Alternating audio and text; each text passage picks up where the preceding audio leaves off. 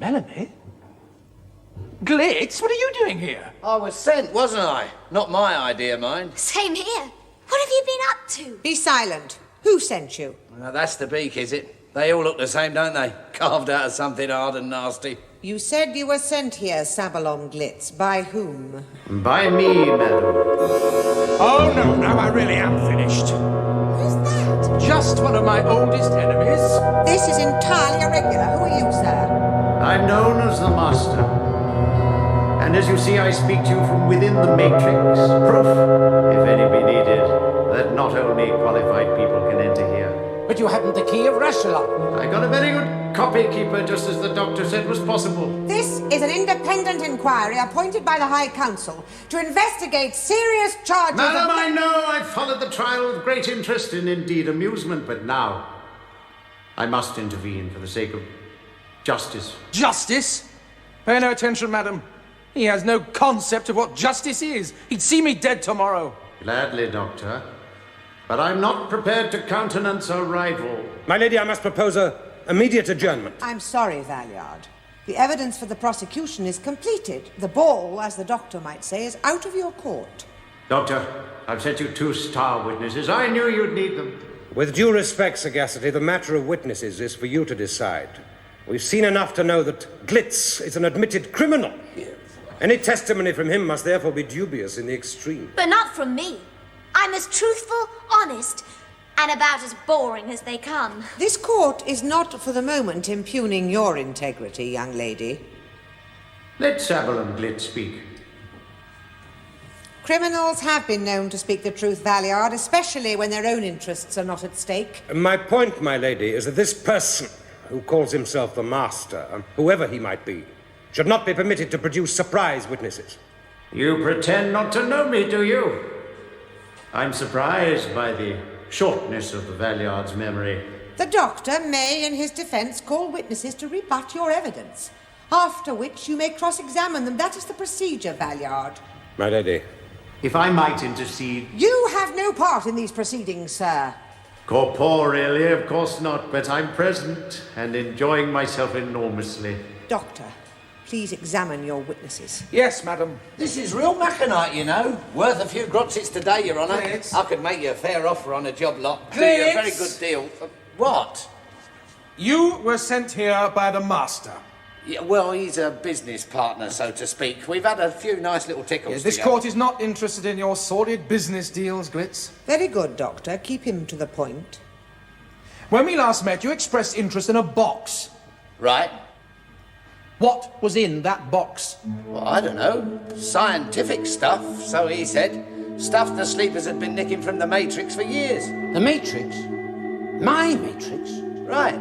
Well, it seems the sleepers had found a way to break into the Matrix, and they were creeping off all this high-tech info to take back to Andromeda. But they were operating from Earth. Of course! That was their cover, wasn't it? They knew that the Timelords eventually would trace the leak. He's lying, my lady. I don't think so, Stackyard. It all begins to make very good sense. That's it, Doc. Now we're getting at the dirt. Doc?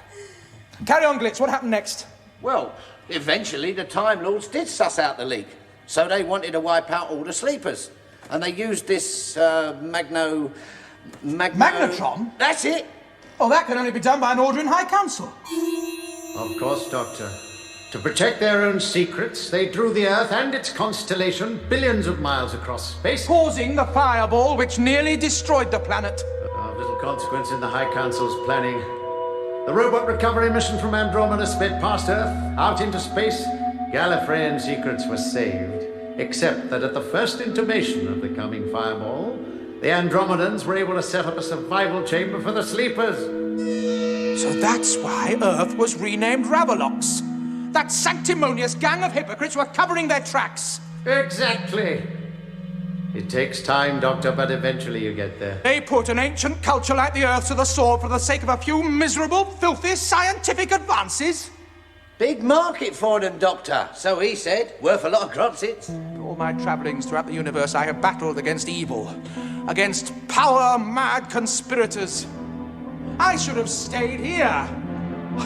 The oldest civilization. Decadent, degenerate, and rotten to the core. Power mad conspirators, Daleks, Sontarans, Cybermen. They're still in the nursery compared to us. 10 million years of absolute power. That's what it takes to be really corrupt. Take it easy, Doc. Doctor, these unseemly outbursts... Unseemly outbursts? If I hadn't visited Ravelot as I then thought of it, the High Council would have kept this outrage carefully buried, as presumably they have for several centuries. I must agree. You have an endearing habit of blundering into these things, Doctor, and the High Council took full advantage of your blunder. Explain that. They made a deal with the Valeyard, or as I've always known him, the Doctor, to adjust the evidence. In return for which, he was promised the remainder of the Doctor's regenerations. This is clear. Just a minute! Did you call him the Doctor?